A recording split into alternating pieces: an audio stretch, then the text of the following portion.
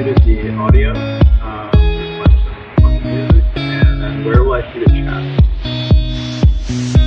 I see like share.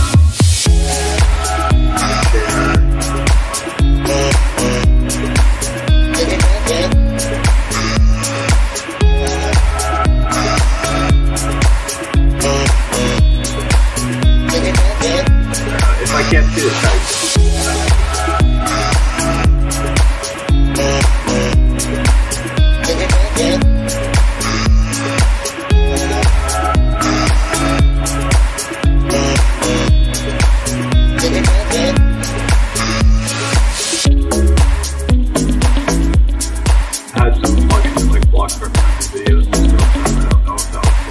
Yeah, that was blocking the chat as well. Sure.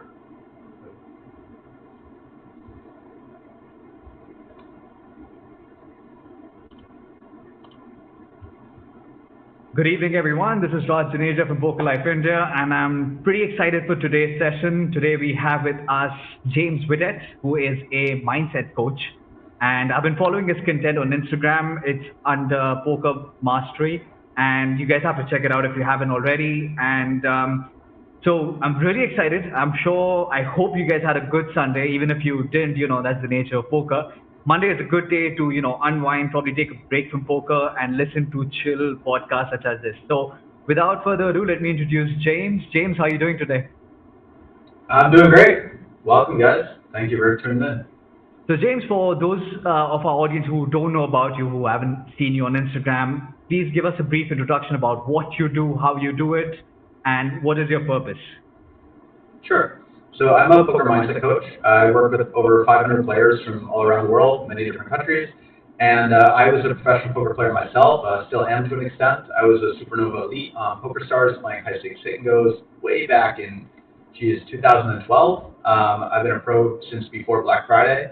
And I've been playing tournaments the last couple of years, but mostly as kind of a semi-retired. I did play the 5K yesterday, and I was very proud of myself that when I lost Ace Queen to Ace King, I felt nothing. So that's a sign of a strong mindset. But some of the guys I've worked with are Patrick Leonard, European, some of the best players in the world, Jungle Man. These guys have been people who have hired me to help out with their mindset, people they stake and coach. So yeah, I've been around the block quite a lot. I've been a poker player for, my PokerStars screen name is 16 years old, I realized the other day. 16 Wow. years old.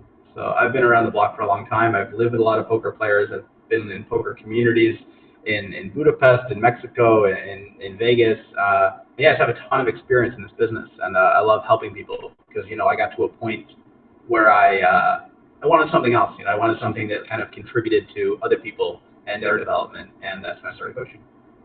Wow, that was a lot of information. I mean, I think when you said that you did the Supernova Elite, but I love the brevity and I love how you packed everything in it and the names that you took and the places you've been. I think it summarizes a lot about where you come from. It's not just that the psychology side of things. Now that you're a mindset coach, you've actually been through the grind. So that is always important. So, under the mindset topics, we have a plethora of topics. So, James, why did you choose, when I hit you up, why did you choose the topic of habits? There's so much under the sun. So, what is the importance of it? Why habits? There's a couple good reasons. One is that, I hope I don't offend anybody by saying this, but poker players as a demographic tend to have some pretty poor habits. And I can delve into specifically what some of those are. But, I don't say this in place of judgment. I had horrific habits because you can get away with it. It's like you figured out a way to make money from your laptop, don't have to, go to a job, don't have to, punch a time card, don't have to be at class, don't have to do all the things that other working people kind of have to do to fit into society. And because of this, a lot of people, it's like it was their path to freedom to play poker. And then they have this unconscious resistance to making good habits for themselves because it feels like, well, if I did the same things on a regular basis, that'd be a routine and I would hate that. But then they have these ambitious goals. And look, if you want to be top 1% at anything in the world, you're going to need, the way that happens is that you have the habits that get you there. So you get what you train for. And if you don't have the practices in place to learn and execute, then why would you excel? It doesn't make sense that you would. Okay. So you can have your that I think a lot of it comes down to is the independence that comes in with a poker player. There's nobody watching you, right? At least your boss is making sure that you're on time, you're doing this, you're doing that, your ducks are in a row. There's a system of authority and structure, which we as poker players lack. And I think a lot of people who are working independently also lack. So habits are, let's say, once you have a grand vision or a plan, the objectives, it's the smaller daily action steps that come in daily, right? But then again, it's easier said than done. So how do you propose one like makes a master plan and then breaks it down and plans their habits to be successful in life? Well, you touched on something really, really important there, which is accountability. Poker players don't have accountability, and a lot of people who are entrepreneurs and working for themselves, they don't have accountability to anyone but themselves, and that creates this problem where if you've been in the habit of not following through, you say, "Oh, I'm going to start going to the gym," and you're like, "Yeah, next week." Your word doesn't mean much to yourself because you've already made you say I'm not going to eat pizza, but then 8 o'clock comes around and you're like, "Oh, I'm just going to get a pizza." Like whatever it is you're trying to change, you're in the habit of not really doing it, and that's why having a poker community is so important. So whether it's like a team or a program or whatever, like you need to have other people. It can even just be a friend, like an accountability buddy. But this is also a big reason why I've had a lot of clients, and there's a lot of need for poker mindset coaching. Is poker players need someone to kind of share their plan with, and then they check in and say, "Hey, is it going according to plan?" And they go, yeah, kind of." All the guys in my community start a blog because when you start sharing with close friends, people what your goals are, it makes it more real. You can even do this on your Instagram. Say you decide you're going to give up, I don't know, you're going to give up a certain kind of food for a month. You just go on your Instagram and you create that social accountability by saying, "Hey guys, I'm doing a 30-day challenge." You've probably seen a million people doing this before. There's actually a reason why it works. And there's also a psychological reason why after 30 days, they'll probably go back to doing whatever they're doing before because now the accountability is gone. Does that make sense? It does, because a lot of the times people relapse, right? So digging for it, let's say that you and I sat here and we're like, okay, we're going to change our lives for the better. Let's take it from the up top, right? You sit down and you analyze about what's wrong in your life, what can be better. So how do you set about making a plan for your habits so that your life changes for better? What are the action steps so that we do it in such a manner that it sticks and it's effective? Sure. So very interesting too, because you kind of glossed over there that you sit down and you make this plan. Most people don't do that. So that's like action step number one, right? You got to get clear on what it is you're trying to accomplish, because no habit will have any meaning if you don't know why am I doing this. It's like a kid in school. They're like, why do I have to learn this? Like if your habits don't clearly go to a place you want to go to, you won't have motivation for them. And motivation is the ground floor. So when you're building your habits, I have 4 steps that I follow, and you guys following along, you can jot this down if you feel compelled to. You start with motivation. Motivation is what gets you off the couch. Motivation is what gets you out of bed. And motivation is always tied to a vision, to an idea like where I want to go with my life. So I want to become a great poker player. I'm motivated. I'm going to study. You see your favorite poker player on TV or Twitch or whatever, and you're like, I want to be successful like this person. So I'm off the couch. I'm closing the Netflix or whatever, and I'm going to work on my poker game. Okay, that's motivation. Great. Now we need momentum, because when you first start doing a habit, your brain is like, what the hell is going on? You take your brain into a new place to do new stuff that it's not used to doing, and it's uncomfortable because you lack the neurological wiring to make those skills easy. So if you're opening a new software program for the first time, an odds calculator or something, it feels terrible. It feels like overwhelming. I mean, you might be curious, but you might also be like, you feel far behind. It brings up all this stuff about how good you are or aren't already. And most people already want to have their goals, so they don't like doing things that remind them that there's work to do. So you have to understand that not only do you have all this inner discomfort to work through when you're doing a new skill and overwhelm and this kind of thing, your brain will actually change to be better at doing what you're asking it to do if you just keep doing it.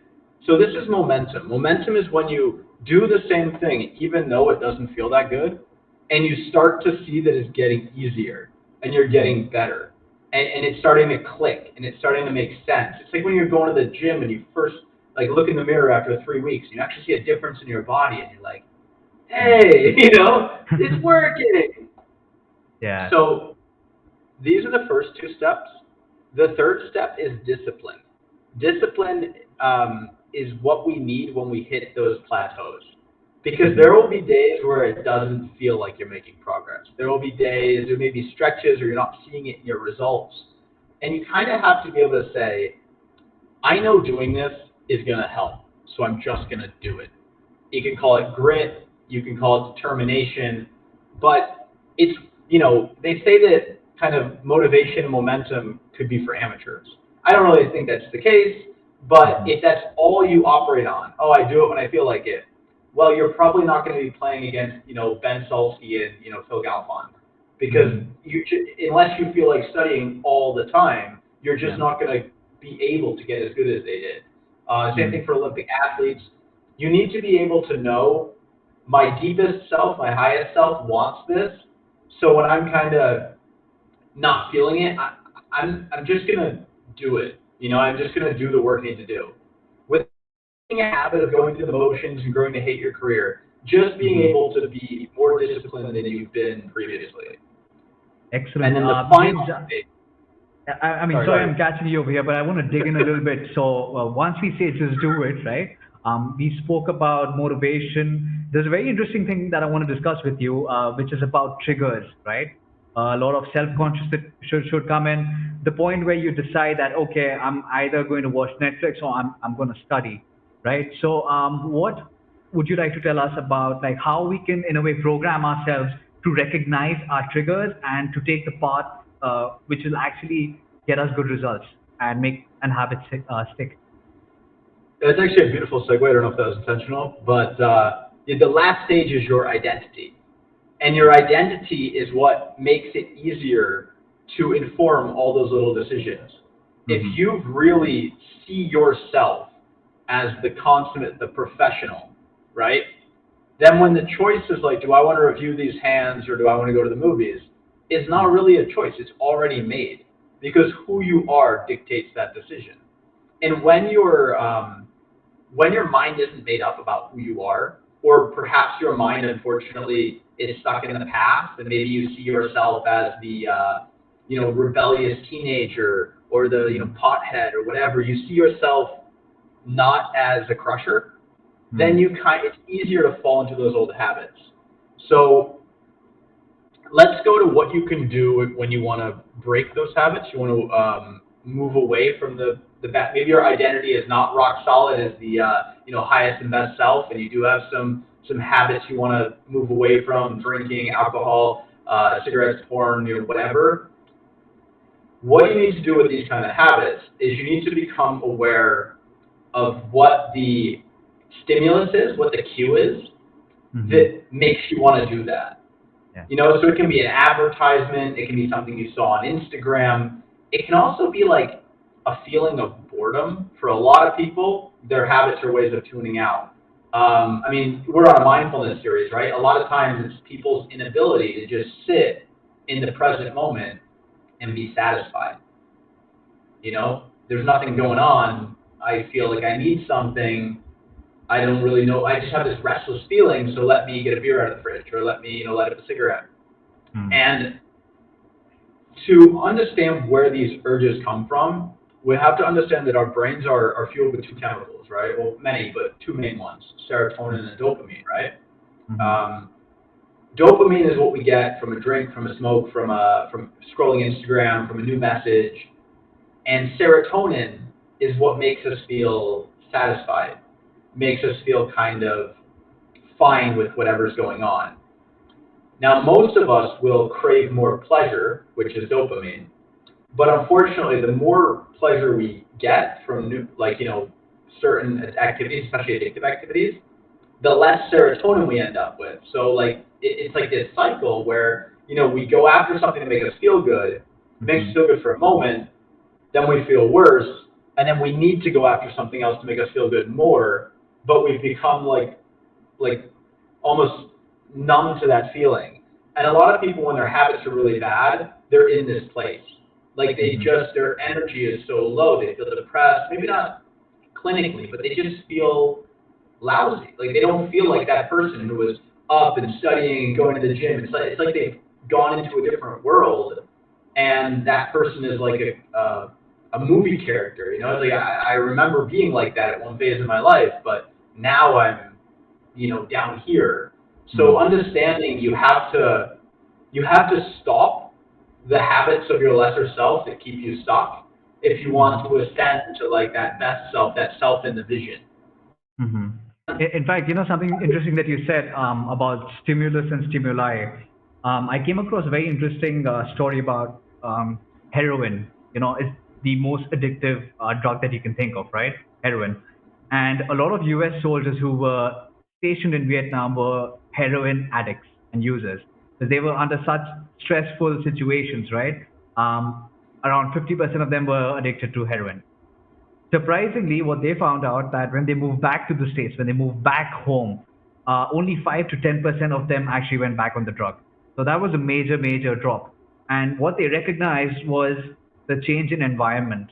So basically, all the triggers that they faced in Vietnam, the gunfire, the shelling, and the constant fear of life, right? Those were the triggers which actually made them consume heroin. But when they were in a different environment where the triggers were not present, there was a major drop. So imagine the most potent and the most addictive drug known could also, that bad habit or pattern could be broken by recognizing the stimuli and changing the environment. So I found this was an amazing story. So I 100% do relate with what you were saying here about stimulus and how it goes a long way and the actually instant gratification as well, right? The second point that I'm coming to, which you mentioned, is that we don't delay gratification in this day and age. You're getting bored, you pick up your phone. You crave likes for your photographs, right? You are bored, you go watch Netflix. Hey, who wants to slog and study in this day and age, and the uneasiness you feel when you're trying to learn solvers, right? So do you suggest a reward function or a structure wherein, okay, I'll study for 1 hour and then I'll treat myself to a Netflix thing or a beer or something like that? Does that reward the delayed gratification actually help a good habit to stick in the long run? I don't think there's anything wrong with it. Certainly, all the books, Power of Habit, Atomic Habits. Atomic Habits is my favorite. They recommend having a reward. Whether your reward should, I don't think your reward should probably be the. I mean, I don't think a beer is the end of the world, but I wouldn't be rewarding myself with a cigarette. You know what I mean? Yeah. And in general, we just kind of want to move away from that idea that I'm doing this thing I don't want to do, Hmm. and I'm going to give myself a reward with a bad habit. I mean, if you haven't personally, I think the best reward from studying is winning. Is playing poker and realizing you know what the heck you're doing. You're have an edge in spots you didn't before. You're realizing you understand ranges better. I mean, the reward of studying is playing and feeling like a boss. That's my Mm. personal opinion, at least. Um, and I think as you study and play, once you kind of get in that habit, you'll see like, oh, this is actually pretty cool. I'm making more money. I know what I'm doing. I'm having more fun.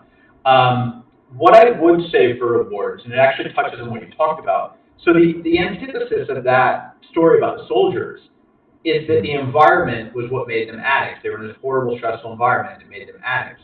Mhm. Now, it reminds me very much of this other. I hadn't heard that story before, but there was an experiment they did with rats in Harvard called the Harvard Rat Experiment, and it was like two bottles of water, one with heroin, one without.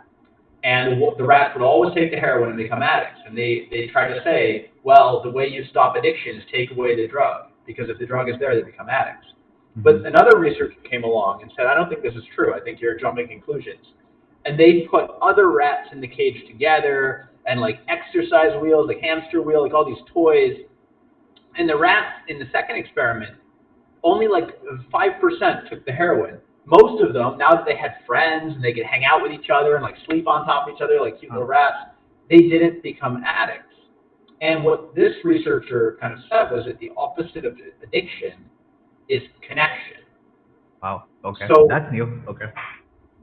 this is like the critical point. If you learn one thing from what I've said today about habits, when it comes to your lesser habits, this is the thing. You're going on your phone looking for that stimulation, that hit of dopamine, generally because you feel disconnected. Hmm. And it's the same reason you go for a drink, it's the same reason you go for a smoke. It's almost like it's not quite loneliness, but it's sort of loneliness. It's a lack of feeling connection. And if you have spiritual beliefs or a connection in your meditation or a connection in that way, like a connection to life itself, Mm-hmm. in a way that largely can kind of help inoculate you from this feeling of disconnectedness. Um, Mm-hmm. if you're more of a kind of atheist belief system, then you really need to like tune into your connections with your friends and your family and other people. Because even, I mean, no matter what, if you don't have that connection in your life, it's going to feel meaningless. And a lot of drugs that actually reverse depression and reverse addiction, they change the brain in the same way that people change when they're receiving like a hug from a loved one. They change the neurological way that we feel connected.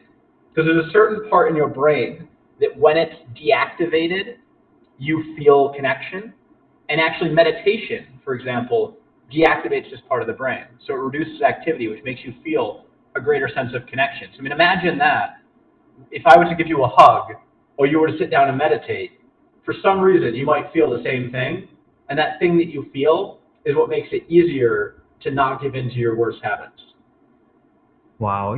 I mean, that new thing that you just said about connection just blew me away because a lot of which, and it makes me actually reflect in the day and age that we live right now about, everything is high tech. We are technically hyper connected. Like you were sitting in Mexico with with questionable internet, but still we are talking, right? I'm connected to you, and we're talking.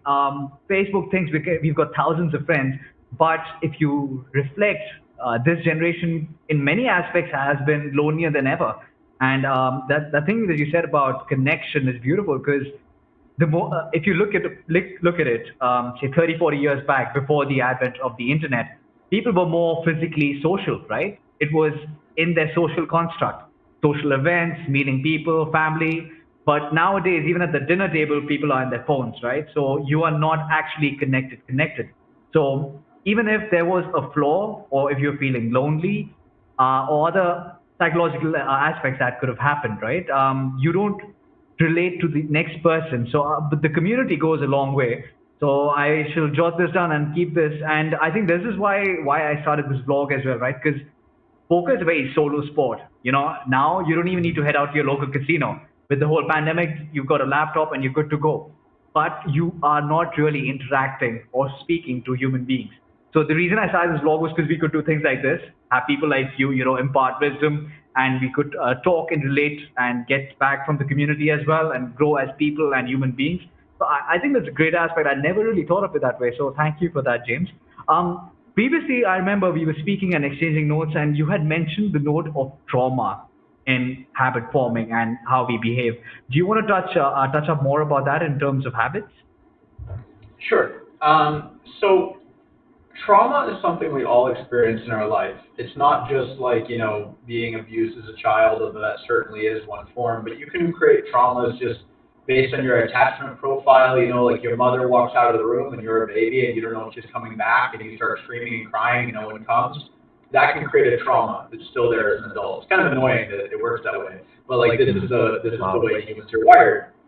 So understanding that we all have traumas, and traumas are things that get triggered when something else happens. So you get pushed out on the playground and you felt not good enough, and other kids were like stronger than you, and now when somebody free bets you, you Hmm. go red in the head and you can't think straight because you're remembering. You don't realize that you're remembering, but you're feeling that similar frustration that you felt. I mean, I had a client once that he had this feeling of injustice when his like dad left, and this was getting triggered when he would lose a game he was playing, and it's quite interesting that it can work that way, and not it's not so important to like pinpoint all your traumas and know, oh, this happened and that happened. You can get lost doing that. It can be helpful. There's books and coaches that can help you do that, but it's you know it's just important to understand that we all get triggered, right? And when you get triggered, emotions go up, logic goes down. Okay? So whenever you're triggered, you're no longer being a rational being. And trauma is like physically stored in your body. There's a book called The Body Keeps the Score that talks about this concept. And generally what most of us have done is we've developed a slew of, call them like maladaptive behaviors, a bit of a judgment, but things that we just started doing, probably without a plan. We didn't have a vision and go, when I get agitated, I will, go to the fridge and take out a beer. Okay, good, that's part of my life plan. No, it just started happening, right? All right, when I feel a little bit disconnected and alone, I'll just take out my phone and start scrolling Instagram. Nobody plans that in their diary, right? It's just something you start doing because it sort of numbs you to the pain that you're feeling, the discomfort, the uncomfortable emotion. So the key here is learning that we all have these maladaptive behaviors. We'll taking out your phone and scrolling. That's like the one that I think everybody has, right? You got a moment at the bus stop, you got a moment somewhere, and you're just on your phone for no reason. You forget why you're there. So knowing that there was some sort of physiological sensation that preceded this behavior, and learning to notice that when it happens and choose a different behavior. This would be how I would kind of work to unwire some of my maladaptive behaviors. And maladaptive behaviors can easily be a result of trauma, right? If in some way that your feeling that you're feeling is uncomfortable also has a connection to a trauma from your young life, then it's going to be magnified in how uncomfortable it feels for you, which will magnify the urge to find some sort of way to tune out from it. Can you give an example how it comes out in a habit? Because I understand what you're saying, but I understand how people get triggered and make bad calls or decisions at a poker table. How does it come into, say, habits particularly? Okay, so you have a story. This one's very common about not being good enough, right? Something happened in your life. Maybe you got rejected for a date to the prom, whatever. And not to make light of anyone's pain, it's just like, everyone has plenty of examples in their life where they, for a moment, didn't feel good enough, right? And now you're playing poker, and it's not going well. And maybe you've been studying, maybe you've been working on your game more than usual, and you kind of thought, hey, I've been studying, I thought I was going to win. But no, you're losing every hand you play, and you're getting very angry. Because you really want to feel like a good poker player, like you're like competent and more skilled than your opponents. But that's not what's happening. You're losing, and it's on some level you're feeling like I suck, I'm not good at this, this isn't fair, like why not me, why do they get to win? Like you're feeling all these emotions. This is the triggering and the uncomfortable situation. And the maladaptive behavior is continuing to rebuy, or snap rebuying and like three betting the next hand, or moving up in the stakes, doing something where we're like, if I just keep playing pots, keep playing big pots, maybe I'll win, and then I'm gonna feel good, because right now I'm feeling bad because I lost 7 pots in a row. But if I could win a pot, I would feel better. It would feel like the downslide is over. So let me just try to win a pot anyway. You know what I mean? This is an example of their play, right? They're, or a tournament player just registering tournaments where they're not plus EV in or max, firing too many bullets because they want to get deep and then they feel confident again. But when they're just like playing and busting, they feel like a loser, and they don't want to feel like a loser, so they keep like trying to force the action. Does that make sense? It makes perfect sense. In fact, I'll take this time we have a question from one of our audience, and I think it's very relative. The power of saying no. How do you develop a habit of saying no to things which are not good for you and are going to affect your health? or your game of poker? And I still do it. That's what the question is. Sure. So I don't know what the specifics are, like if it's saying no to friends who invite you to, go get high or, whatever it is, right? It Mm-hmm. doesn't really matter. But one thing you can do is, I mean, I would do a combination of things. One thing is I would get very clear, like this is the, 30 days of no challenge. I've been a people pleaser for too long, and I'm, every correction is an overcorrection. So if you've been Mm-hmm. saying yes to too many things for a long time of your whole life, it's time to say, Mm-hmm. you know what? I'm just going to see what my life looks like with ironclad boundaries. Maybe I'll relax them, but for the next 30 days, I'm planning what I want to do, and I'm saying no to anything that isn't that. And then I will reevaluate. I'm not going to stop seeing my friends forever, but I'm just going to say no. I'm going to write down all the things that I want to start saying no to, and I'm just Mm-hmm. not. I'm going to eliminate. It's like an elimination diet. I'm going to say no to them completely for 30 days, 60 days, whatever, and just see how I feel without these things in my life at all, and giving Mm-hmm. myself enough time to like fill those gaps. Mm-hmm. And now I can say, okay, do I want to, go out with drinks for friends a couple times a month? Because you need that connection, right? Mm-hmm. But whatever it is, say, write down what the things are so you know, and then say Mm-hmm. like, if it helps, write it out. I am saying no to blank for 30 days. I am saying, hey, put it on your wall. Tell your Mm-hmm. friends, tell your parents, tell who you live with, Mm-hmm. tell everybody, guys, I'm not doing this for 30 days or whatever.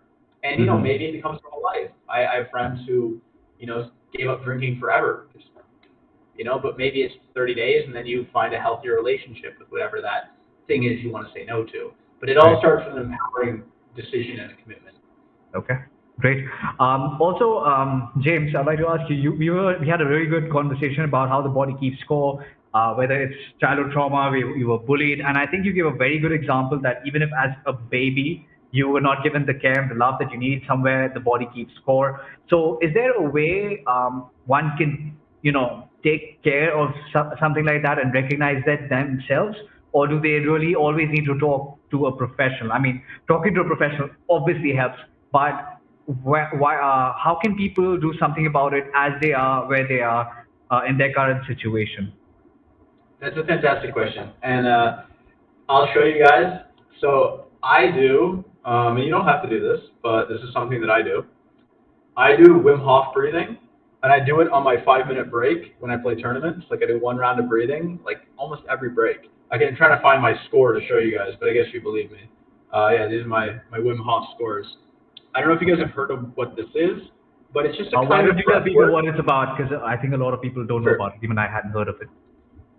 Okay, so remember I said that trauma is stored in the body, and Hmm. it can be kind of an endless search to figure out what hurt you or who hurt you, right? So what if we just don't care? We say, okay, let me just address the body, because what happens when the trauma is triggered is your nervous system gets activated, right?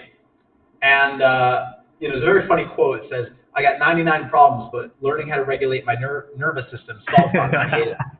You know what I mean? Like all your maladaptive behaviors are coming because you feel something physiologically bad because of some trigger. So don't try to, do it all at the level of the mind because you may not be able to. Because remember, when you're emotionally activated, logical thinking goes down. Resolve the body. Your body is what's experiencing the trauma. Your body is what's in fight or flight. And when you're in fight or flight, you're agitated, you're anxious. That's when you can't help yourself reaching for the crutch, the drink, the YouTube, the Netflix, whatever. So learning how to regulate your nervous system. And nervous system starts with the breath. So there's many different ways you can focus on your breathing. The most basic form of meditation is just breathe in, breathe out, right? And you just focus on the air going in and the air going out. And then you might start to focus on the pauses between the breaths. And, meditation will help. But what I've found is that breath work is a little bit more breath centered. And I do meditation all the time, almost every day. Hmm. But breath work specifically will really help you target your nervous system. And Wim Hmm. Hof, you can, search on YouTube, Wim Hof breathing exercise, beginner um, or you can download the Wim Hof app. I think it's like $3 or something. It's amazing. There's also free stuff in there as well, of course.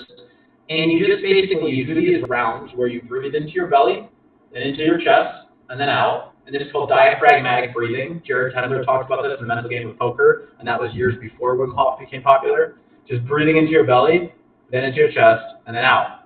And when you're able to, like, when you're nervous and your fight or flight system's engaged, like if there was a tiger in the room, you breathe shallow.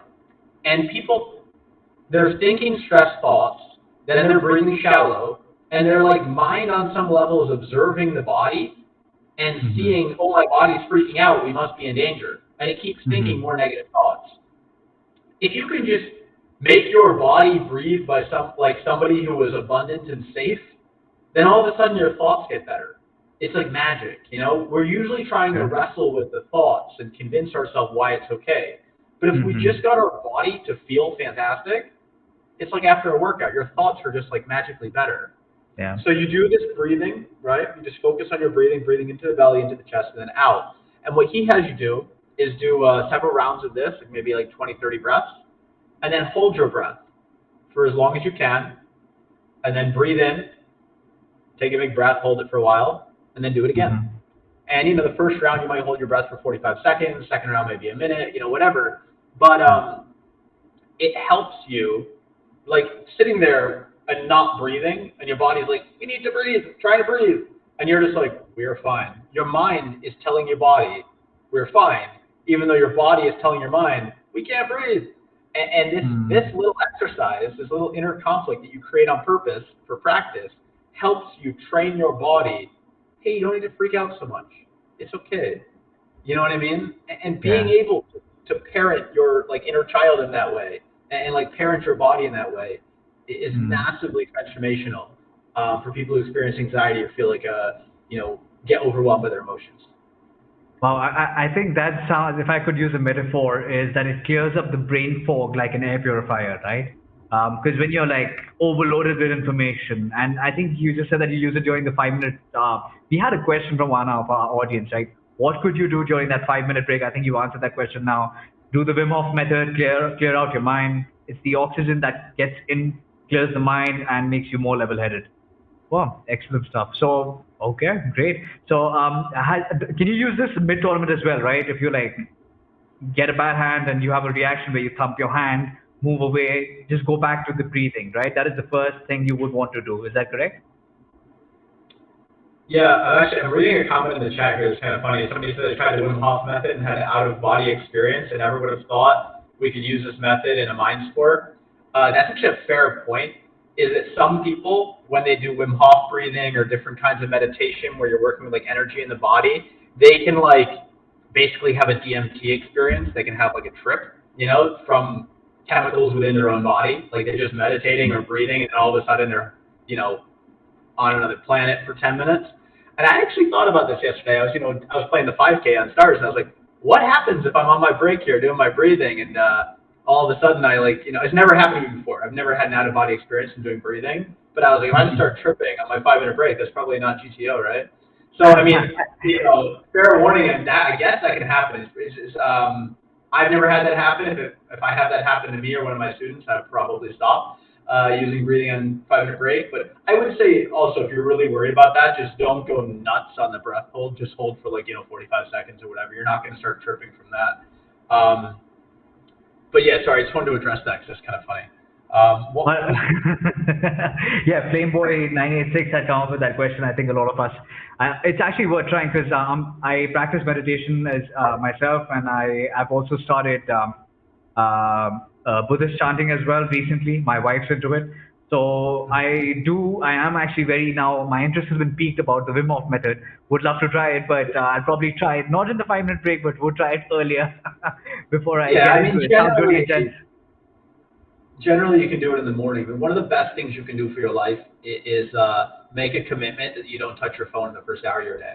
You buy a physical alarm clock, whatever you're gonna do, right? And now in that Mm. hour, you can read that book you wanted to read. You can learn breath work. You can do 10 minutes of breathing. You can do 10 minutes of yoga. You can do meditation. You can read The Power of Now. You can do all the wonderful things that will make your brain like a garden, and then see everything else from the rest of the day in a positive light, rather than like open your phone and there's like arguments about vaccines on Instagram. You know what I mean? And like that's how you start your day. It's like just Mm. imagine what world you think you live in based on how you spend the first hour of your day, and really like I mean I would say it's like the most basic thing I do with all my one-on-one clients start working together is all right. What time do you go to bed? All right, your phone is going off like 1 hour before that time. What time do you wake up in the morning? All right, your phone is not on for the first hour of the day, which is really hard with guys who have crypto. But you know, either way, you don't want to be living your life on, reacting to the news, to Instagram, to CoinMarketCap, whatever. It's just, it sucks. You're not in control of your own like state when you do that. I'm glad that you brought up this point because I've kind of left that habit right now because of my playing schedule. But I used to get up 2 hours before everyone at my household so I could like go for a walk, run, exercise, meditate, and then come back. So, those are those 2 hours I had just for myself. Because the rest of the day, you are a worker, you're a husband, you're someone else. But in those 1 or 2 hours before everybody wakes up, it's just yours. And so that gave me a level of satisfaction, right? To just like ease into it. And the rest of the day was actually better. You could anticipate things better and feel better about things. Um, James, moving on to a thing, I would want to talk about the role of ego and the subconscious, and that we've delved into mindfulness now. So I think it's a good time to talk about how people perceive themselves and how ego actually messes up with the equation of things that we want and the life that we want. Sure. So, ego, everyone's biggest obstacle, right? The challenge with ego for most people is it prevents them from getting help. There's just something like we feel like we should already know, and we don't like to admit what our problems are, even to ourselves, let alone to another person.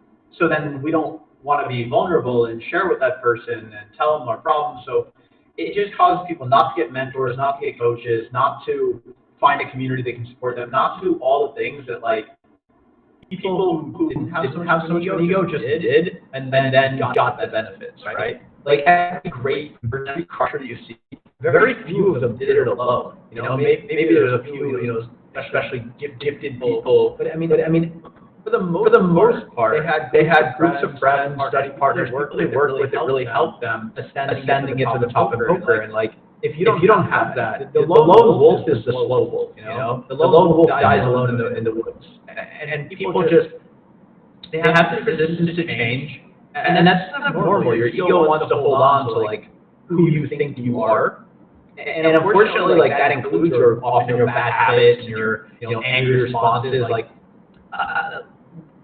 it brings me to if you can catch yourself whenever you say this and just stop, your life will change massively. And that is this single sentence that is probably the most limiting belief that people have. They say, well, that's just the way I am. Like, what this sentence does is it projects the past into the future. It makes the past the future. It creates a continuity where you say, oh yeah, but that's just how I am. Okay, conversation over. Good luck. Have fun. You know what I mean? Whenever because people want to defend why they're doing what they're doing, because they don't want to be wrong, they don't want to be misunderstood, they don't want to feel that disconnection that happens if they're doing the wrong thing, because that might mean they're like the wrong person. But of course not, right? Like nobody's going to think that. The reality is, in order to change, you have to believe change is possible. And if you can get like hungry about change, if you can make that a part of your identity, like I'm someone who changes. When I learn something I'm doing isn't great, I stop doing it because I'm not stupid. Like when you make that a part of your identity, when your ego gets built up about growth instead of built up about staying the same, that's when you're going to start to see a lot more transformation in your life. And it's unfortunate that our society doesn't always champion that, right? Like when we look at politicians, if a politician changes their mind, we're saying, oh, this guy's like a flip-flopper. Look, he used to vote for this, now he votes for this. I mean, if you don't change your mind about stuff, you might be a moron. You know what I mean? Like it's pretty important to be able to change your mind when you learn something new. So there's just many, many reasons why the ego steps in the way. But usually they're all about contraction, staying small, and staying the same. And in some way, that's like the little kid being like, yeah, this is me. But to be a grown-up, you just kind of have to realize, okay, this is my resistance. You can find any word for it you want, but like my resistance is a good one, my ego, my defense system, like this is me not wanting to grow. This is me just like, standing in my own way. And okay, like, do I really want to do that? Would it be better if I got some help? Would it be better if I, read this book, learned this thing? Would it be better if I worked on this? And usually the answer is yes. And sometimes the ego is like a defense for a fear that we can't change, a fear that it hurts too much to try and fail. And then we might feel not good enough and feel down and feel less than because we thought we kidded ourselves that we could make an improvement. And then look, we're back where we started. And this is actually very interesting because what holds a lot of people back is how much time they waste when they fail feeling bad about themselves because of all the meaning they make. So say you say, I'm going to go to the gym every day this week, or I'm going to study every day this week. And then like day 3, you for whatever reason, you just don't. And then for a month, you're just like, I'm not doing that again because I felt like my mind told me I was such a loser that I couldn't do 3 days in a row. I wanted to do a week. I didn't even do 3 days. And you just feel so critical of yourself that you like don't want to try and be motivated again because it was so painful that you didn't do it. And I mean, what would help massively, what would be a way better strategy is go, well, whatever, I'm going to go tomorrow. You know what I mean? If you can just stop the judgment and all that stuff and like don't try to, it doesn't matter why. It doesn't. You don't have to micromanage it. Like, okay, shit happens, Just get back on the horse tomorrow and just like, don't care. And if you can just do that and make those gaps that were a month, a day, like you will forget that you ever had this problem. Does that make sense? I mean, it makes absolute sense. I think what it actually comes down to from what you just said right now was generally people are not prepared to fail. So they don't take the chance. They take the easy way out. And that's where the ego kind of assists them as well. And I liked reading up on history. Theodore Roosevelt, General Rommel, they're all stories of people who actually had a very tough life, and all of them persisted, and they weren't afraid of failure. And I think a lot of people nowadays, especially from the kind of society we come from, there's a hierarchical society where people expect a lot from us, whether it's your spouse, it's your parents, and your friends around you. And then you also know about the social pressure of, oh, now with social media, I got to have a better car than my neighbor, I got to dress better than my neighbor. And that's where the ego comes in, where I can't be seen to fail, which actually triggers off a lot of things in society. So for someone who feels that he or she has a lot of eyeballs on them, what would you say to them in terms of ego and not putting themselves out there? Sure. I mean, it's not necessarily going to be a light switch to change this, but becoming aware.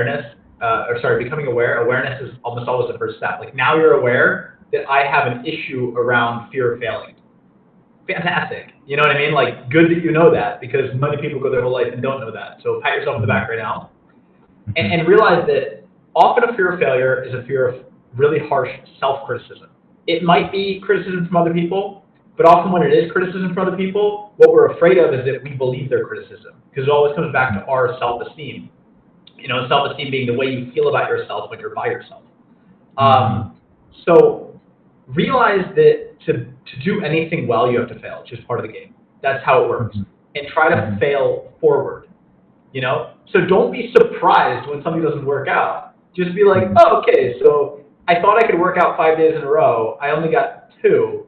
Maybe I need a rest day, and then I could do 2 day off too. And there's no BS. I just iterate. Learn this word, tattoo it on your arm, iterate. Don't care about failure. Just care about, okay, this didn't work. Tweak one variable, try again. Okay, that's how success is done. Elon Musk can blow up 4 rockets or 3 rockets or whatever, spend all the money that he made at PayPal, be broke again, and he can borrow money for rent. Like you can, try out PioSolve for 3 days in a row until you start to understand what the heck's going on in there. So that's kind of the main thing is self-criticism. A couple of resources, like Brene Brown wrote an excellent book, The Power of Vulnerability, and she's got a talk on Netflix as well. It's really good. I think she's the best author on vulnerability. And in a way, being able to be seen, either starting small, doing something that might not work out, or potentially failing, this is being vulnerable. And most guys, especially like men in culture, trying to, oh, if you're vulnerable, that's bad. But actually having like what she defines courage as is a willingness to be vulnerable, right? Like it's not courage if you do something you weren't scared to do. Courage is like when you're scared you do it anyway.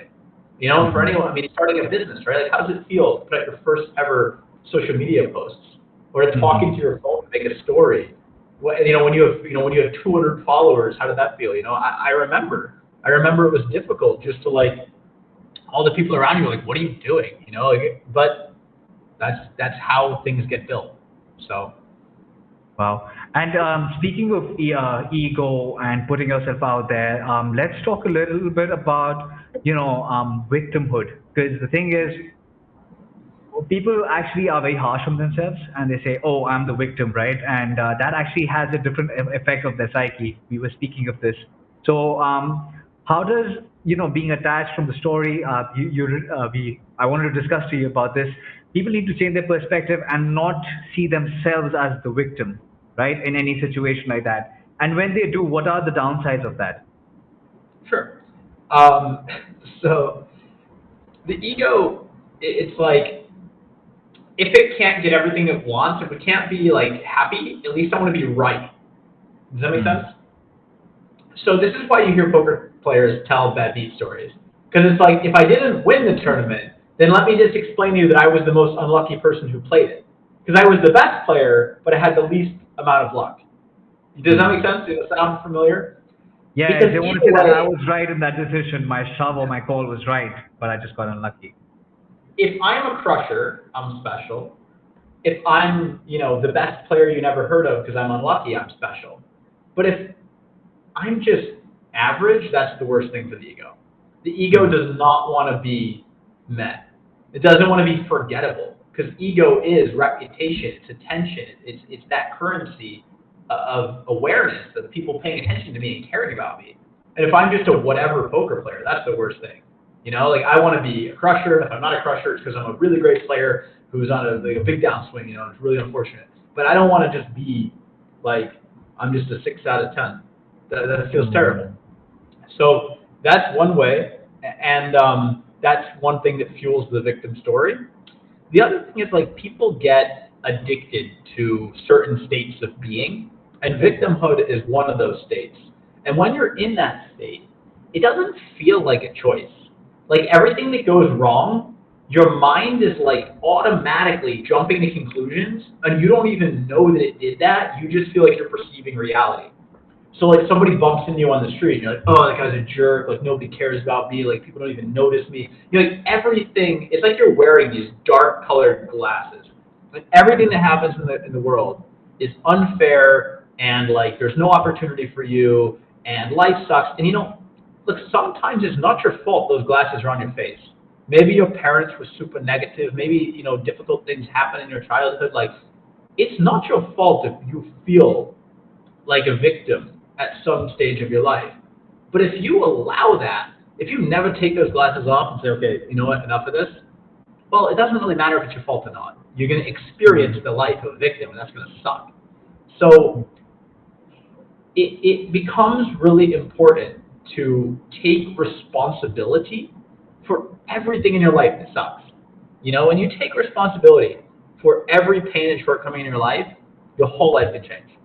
Because if it's not your fault, you can't do anything about it. But once it's my fault, okay, I'm going to solve this because, if I don't solve it, who will? Does that make sense? So you got to own it. You got to own it, Yeah. whatever's happened to you, so that you get better. Excellent stuff. I think I also like to call this the fallen hero syndrome, right? That, in the blaze of glory, I was right, I'm just the victim. But a fallen hero stays fallen, right? You got to get back on that saddle and get on with life and do better and come out of your rut. Excellent stuff there, James. James, I have so many questions for you. I think these are the most number of questions I've had. Um, Before a session, during a session as well. So that's some great stuff. I think if it's okay with you, shall we jump into the Q and A? And these shall involve questions, mindset questions, not just related to habit. Are we cool with that? Yeah, sure, of course. Somebody in Okay. the chat asked about the power of now. Oh my God, Yeah. does my video look like that? That's horrible. Oh no, Matt Barrett. Yeah, Mexican internet. The Power of Now is like one of my favorite books. I've read it 6 times. I strongly recommend it. If you're somebody asks to talk more about it, just read it. Read it twice. The first time I read it, it took me 6 months to read it, and Wow. it was just like I would read it 2 pages, and I just Mm. like close it and just stare at the sky and like think. And I was like, oh, and I would really let it like sink in. Mm. And it wasn't until like the fourth or fifth time I read it that like the second half of the book like made a lot more sense to me. And I was like, oh yeah, I kind of see that now. So I wouldn't worry about if it's confusing. I would just appreciate it. That's like, I mean, I don't know. For me, that like is like one of the like, I don't know, the sacred books. Like that book, like you can't read it enough. And if the language is really too difficult, there's another book called The Untethered Soul by Michael Singer, and it's written in a lot more plain English. It's a lot less esoteric in its language, but in many ways it explains the same concepts.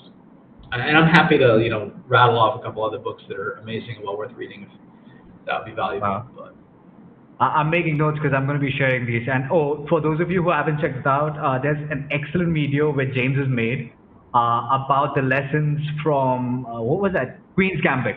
I found that really intriguing, James. That was good. some interesting points. If anyone out there is feeling like a victim, which no judgment, I felt like a massive victim during the hardest time of my life. No surprise, right? It's not a good Mm. strategy. But Mm. there's a book called Man's Search for Meaning, Oh yeah, and this book was Victor basically something. Yeah, Viktor Frankl. Yeah. yeah. If you know that you're a bit of a victim, and if you know you're negative and you feel like everything is happening to you, just read this book. Mm. And like it will help. And Yeah. again, no judgment. I've been there. I've been a victim. Uh, and if you want a lighter version of that book in form of a movie, you can watch Life is Beautiful. Have you watched that movie, James? I don't know. I don't think so.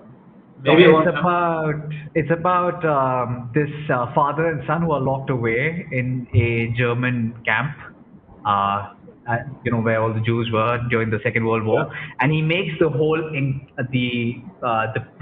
whole camp as a game for his son. That if you do this, you get these many points. If you do this, you do these many points. Uh, And towards the end, if you win, you get a tank. And so he makes everything cheerful for his son. When they're making him go work outside, he starts marching in a funny way where his son is looking, even though he's dead tired. And the movie ends in such a beautiful way that even when they're taking him away to get shot, and that's when the army comes in, the allied forces comes in with a tank. So the kid actually thinks he won a tank by what he was doing. So it's basically a perspective of life, how a father takes care of his son in the bleakest of hours and stays positive throughout life. So Viktor Frankl's story is also about him being imprisoned in one of those camps and how he perceives life in the most dire circumstances. So yes, that's a very good read. Thank you for sharing that, James. James, is there any other question that piqued your interest in the chat? Otherwise, I'll throw one your way. um, I don't know. I like. There's so many. I don't even know. Like, Yeah. I don't So know where I've got to one of start. this. Yeah, I've got this from Please to Live. This is his Instagram handle. How do we develop a flexible daily routine considering all the important daily activities, focusing on, say, health, gameplay, and everything else? So they want to basically know how can we recognize good habits and bad habits and come up with a concrete plan. Should they meditate over it, think over it, discuss it, or what is the best way to go about having a good daily plan? How does one commence? I think that's the question. That's a loaded question, but Yeah. for a poker player, as time is of the essence, I'm gonna kind of just lay it out for you. Hmm. Wake up at the same time every day. Go to bed at the same time every day. Don't drink Hmm. caffeine within 6 hours of going to sleep, maybe 8. Don't use your phone 2 to 3 hours before bed. Don't use your phone in the first hour of your day. Make sure you get physical activity like running, bicycling, or going to the gym, or yoga, or whatever, 3 to 4 times per week. 5 is fine as well, but when you exercise your body, your brain releases a chemical called brain-derived neurotrophic factor. It's really helpful for your decision-making process and reducing stress. If you're not getting that for a long time, you're going to make worse decisions and you're going to feel worse. If you can, find 10 minutes to meditate. Meditation, as we talked about, changes your brain in positive ways. It increases your awareness, makes it easier to say no to things, as people wrote in the chat. It also makes it easier to focus, right? And to recognize, hey, I don't need to pick up my phone right now. Time off your phone will do that as well. Eat a relatively healthy diet, whatever that means to you. You don't have to eat any specific diet. You don't have to fast or anything like that. Like, you can if you want to. But, avoid sugars and processed foods. Avoid loaded, massive meals before bed or before your sessions. None of this stuff is rocket science. You know what I mean? Mm-hmm. But it's just, you may not have people around you following these habits, and that's what makes it hard. Because if your girlfriend eats McDonald's and smokes cigarettes, well, what do you think you're going to do? You know what I mean? If you're living at home with your parents, you're living with friends, and they have lousy habits, it's very hard. We talked about the heroin mice and the heroin soldiers. So honestly, you might have changed your environment. But if you're not going to change your environment, you're going to have to get crystal clear on the map of your life. So one thing you can do for that, buy yourself a planner. Go to the store, buy one of those notebooks that has Monday, Tuesday, Wednesday, Thursday, Friday, and it has the time, a place where you write your goals. It doesn't matter which one you buy, but start filling that out. Start taking a passionate interest in how you live your life, and the way you live your life will change. And look at that friggin' notebook every day. And if you put it away for a few days, don't feel bad or ashamed that you stopped using it. Just pick it back up. Got it? Yeah, that's I think a very, very specific answer and a good answer. Thank you for that, James. We have another person. I think Alvin asks, and it's a good question. About smoking and drinking habits. How does it affect my game when there's so much stress involved? I use it as a de-stressor. Yeah, perfect. So start to replace those habits as often as possible with healthier alternatives that reduce stress, because those are basically maladaptive behaviors. They make you feel a temporary relief from stress, but they overall lower your state. They make you feel worse, right? You get a hit of dopamine, but then you're down here and you have less dopamine and less serotonin afterward. So it's it's like buying good feeling on credit. If that's the best way I can explain it, right? You pay more for it later. So do things that are buying good feeling with interest, like interest in your favor. And those things would be like exercise, breath work, like the Wim Hof app I talked about, or meditation. Headspace is great. Waking Up app is great. FitMind is great if you're on iOS. So do more of those three things, and just less smoking and drinking, and especially avoid alcohol before bed. If you have a sleep tracker and you drink and you sleep, you will see it is a disaster. You can't even imagine how much worse you sleep. And if sleep was a drug, you would be taking loads of it. What sleep does for your body that is good, it is monumental. I love to talk about meditation, but sleep is more important. Sleep is the thing. And if you could get better to sleep, it's all your habits, they're chained together. And if you could sleep better, it's easier not to drink, and then it'd be easier to meditate. But because you're drinking and you don't sleep well, then it's hard to go on a meditation and sleep good. You see how this, you have to just start the upward spiral instead of the continue the downward spiral. And that might be challenging the first couple of days, one thing about your brain is, as I said, it rewires to be better at the habits you ask it to do. And it takes, anywhere from 3 weeks to 81 days. So be patient with yourself, be supportive, be loving, be kind to yourself. Don't be self-critical, and just remind yourself this will get easier. Let's stick to the script, get that notebook, plan 90 days, and just start being the person you should be for 90 days, and supporting yourself instead of judging yourself when you slip up because your brain is changing. And, if you guys want help with that, certainly reach out to us on Instagram, we do coach poker players. Okay. And we also have this question, a very specific question about technical gameplay, but the person recognizes that it's a mental aspect. He says that sometimes I know that I'm in a losing hand on the river, but I still call the opponent's value bet just to see their cards. I always tell myself that I will not call any bet in the situation, but I can't control my mind and I call their bet. Please tell me how I can control this aspect of my game. It's very interesting that you said you've actually decided not to do this and still do it. So I've helped a client with this before. Often it's having trouble with uncertainty. You know, what happens if you fold? Do you feel like maybe you got bluffed? Like Mm. maybe, or do you feel, often this happens in situations where the river changed the board.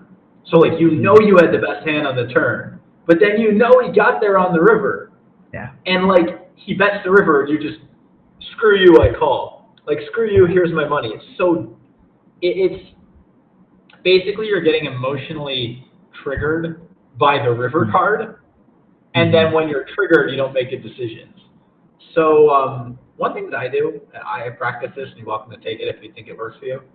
Whenever like the cards are coming out, I just like remind myself it's not in my control, not in my hands, Yeah. right? Like not in my control. Mhm. So if the Mhm. river's an unfortunate card and he bets, like that's already unlucky. Like the river completes a flush and a straight, the guy leads. I'm like, okay, I lose, and I Yeah. just fold, right? Mm. I deal with my disappointment, before. I'm like, oh, that was a bad river card, and I try to Mm. decouple that, right? Um, ultimately, if you're playing, ultimately, like it's being too attached to the outcomes, okay? Being too attached to the results. I don't know if you're playing for more money than is comfortable for you, perhaps, or you're just Mhm. not thinking strategically while you play. And there's another place, like the more you study, the more you think about ranges, Mhm. like the more obvious the logical choice is going to be. And then if Yeah. you still can't make it, okay, maybe there's some like trauma that's getting triggered. Maybe work through that with a mindset coach or something. Mhm. But ultimately, if you know your range, you know your opponent's range, and the river's terrible for your range, it should be kind of easy to fold. Mhm. I think there's still uncertainty. Like you don't really know what bluffs they have and what value hands. You don't really know where you're at in your own range. And then you don't really know what happened if you fold, but if you call, you feel like you're going to learn something, or at least you won't have made him, you won't have like missed something. And Mhm. the way you get that certainty is by studying and understanding the game better. Oh, excellent. So, Because I'm glad you used the last time, because I was going to say that most of the people here have a problem with they can't accept that, oh, we don't know. They can't rest with the uncertainty that if I fold, I don't know for sure if they had it or not, and I have to know. It's that kind of uncertainty which actually it is a big factor in many people. It was in me as well, that I've got to know, right? I can see a juicy value bet.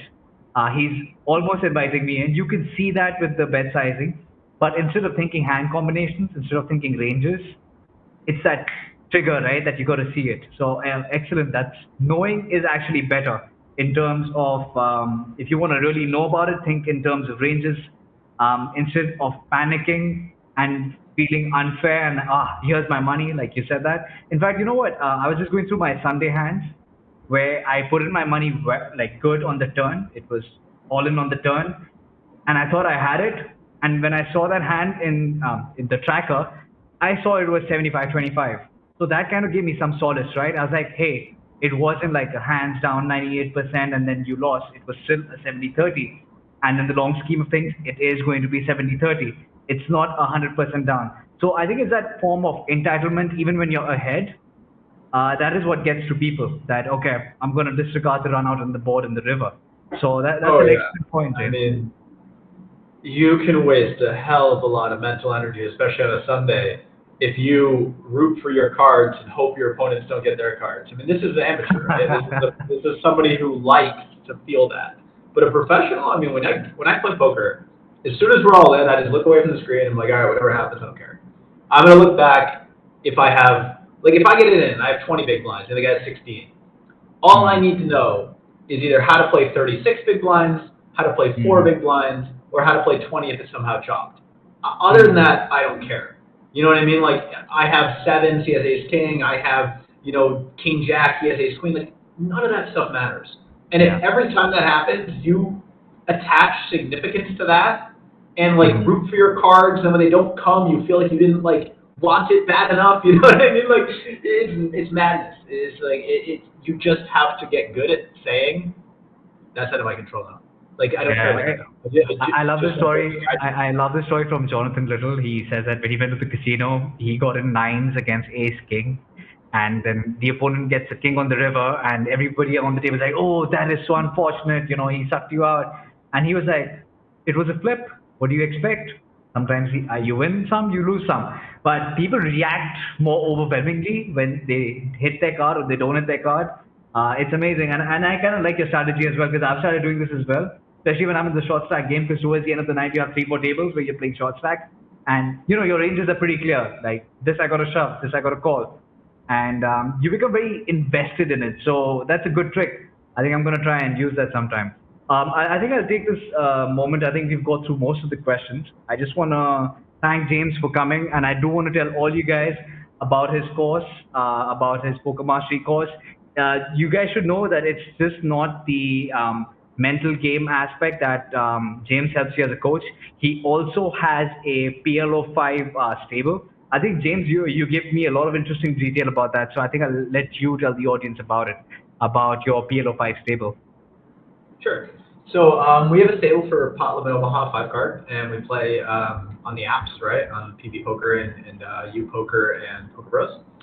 And basically, the way our team works is we give guys the strategy coaching. We have a huge video library, which I think is probably the best video library in the world for PLO 5 in English, certainly. And when somebody joins our team, we're going to assess their play, where they're at right now, and then we're going to give them access to this video library and put them in study groups and pair them with other people in the team. And we have a Discord server with a forum where they can post their hands and get feedback from their coaches. And basically, we create a learning environment, a high-level learning environment. And we've had guys who joined us who are playing the equivalent of US dollar, like 20 cent, 40 cent, right?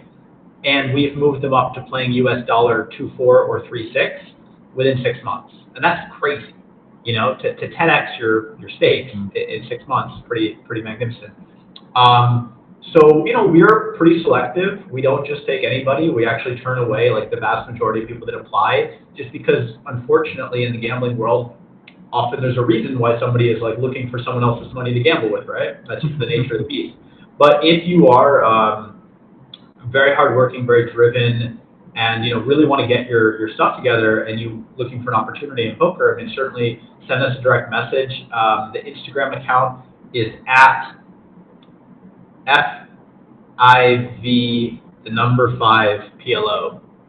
I think I'm going to double check that. Sorry, because we have a Portuguese team as well. But send us a message. You're welcome to apply for our team. Everyone who joins our team also gets access to my foundation's mindset program. So double check this is right. Nope, I gave you guys the Portuguese one. So give me a second. It's PLO. Okay, yeah. So the English team, the one that I'm in charge of, is at PLO FIV and then the number 5. And that's the English one, right? We don't have a team with Indian language, but we may have some Indian coach at some point in the near future. But yeah, certainly, we're looking for people who want to work hard, and who want a good opportunity. They want a place where they can be cultivated and become winning players, So that's the way that our team works. And yeah, we have video library, we have group coaching, we have study partners. I mean, all the stuff that goes into a community that makes successful players. And I have that experience from working at tournament stables like BitB, which I worked at for several years, and I saw like what it took to make the #1 tournament stable in the world at that time. We may open a tournament stable. At this time, we don't have one. We're talking about it. So if you're a tournament player, maybe just give us a follow on Instagram, and then you'll be able to see if we start doing tournaments as well, and you'll be able to apply for that. And certainly, if you're a poker player already, kind of established, and you're making money from poker, and you want to work with a mindset coach, definitely just send me a message on Instagram. We have one-on-one coaching either with myself or with members of my team who I've trained. We have group coaching, and I also have a really, really in-depth video program that was honestly kind of like my life's work. So if you enjoyed this podcast and you want to learn from me, I would definitely encourage you to get in touch and see what program is right for you, because that video program is like every question that you guys asked was like answered and explained with videos. We have an Excel document that like teaches you how to make your schedule and how to plan your days as a poker player and how to like check off your habits and which habits. All of that stuff is included. So, James, is that free for all, or is some of it free and some of them is for the paid members? That's a good question. Actually forgot about it, but we do have a free course. It's. I'll see if I have the link for it. I didn't actually remember that would actually be something people might be very interested in. Let me give it a check. So we have different. Okay, just for your knowledge, I've shared the PLO5 handle on the chat, as well as for the poker mindset coaching as well, so that people can get access to it later. Sure, you can put my Instagram in there. Sorry if it's a lot to ask you guys to follow for Instagram jumps. You don't have to. But we have PLO5, we have Poker Mindset, and then we have my personal one, which is just a lot of coaching related stuff. Sometimes talking about poker, sometimes just talking about whatever. So let's see here. Okay, guys, for all that information, it will be in the description of the video towards the end as well. I will edit that so that you get James' handle, the PLO5 handle, as well as Mindset Coaching Instagram handle. And you can always get in touch with James. All right, I'm gonna send. Do you want me to send this to you on Instagram, the free course? Yeah, sure. All right, give me a second. So this is just basically, it's not a lot of content. It's maybe 3 hours, and it's kind of an introduction to a lot of the things that we talked about today, like meditation and ego, and how meditation can help you as a poker player, and so a lead into the paid program that I have. But if you go through this course and you start meditating, it will help you a lot. And I'll let you know some of the books that some of the content comes from. I've said today, like, The Power of Vulnerability, The Power of Now, Untethered Soul, Man's Search for Meaning, Atomic Habits. If you read those 5 books, your life is going to change. But certainly, enjoy the free course, and then if you finish it and you want to work with us, send us a direct message at Poker Mindset Coaching on Instagram, and we welcome to have you. And obviously, if you want to jump right in and start doing some coaching, just send us a message. Let us know what's going on in your life, what you need help with. We've helped people with everything from, you name it, crushing poker and like habits, but also, quitting addictions, drugs, whatever. I've done relationship coaching, helped people with all sorts of stuff. If you're a poker player and you have a problem, I'm pretty freaking confident we can solve it. So. Thank you for that, James. This was an excellent question. I think there were a couple of things. Generally, I come to a talk with a glass half full, right? There's something you've read and heard about the subject. But today, I think my glass was filled more. There were some new concepts and new insights that I learned.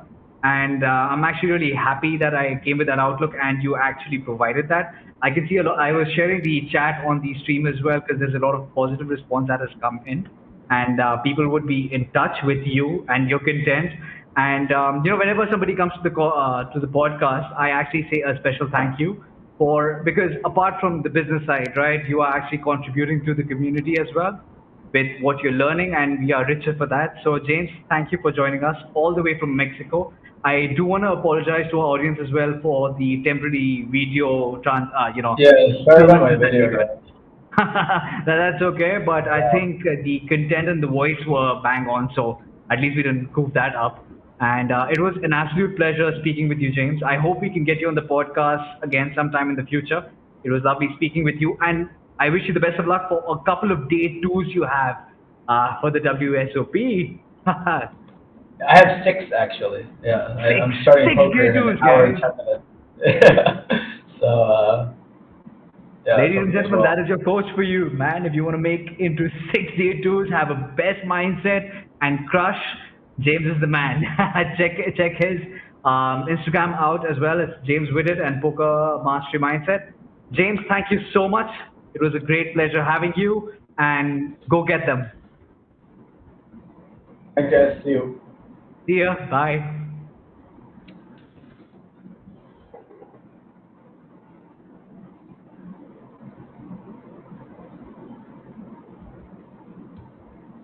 Are we like offline now? Yep, we are. Just a second. Okay. Hope you guys like that video. Why don't All right. you subscribe if you like what I'm doing? It goes a I will. long way to motivate me. And also follow us at our handle Poker Life India on Instagram for more frequent updates and Yeah, content. I think that I'm a Peace. little sad about the internet. Like the picture, I wasn't sure. Maybe me having YouTube open was then causing the video to play on my screen, and that was a lot for my internet. So Oh, I halfway through, I closed the YouTube, but maybe it would have been good if I just had the chat somehow, or maybe just ask me the questions.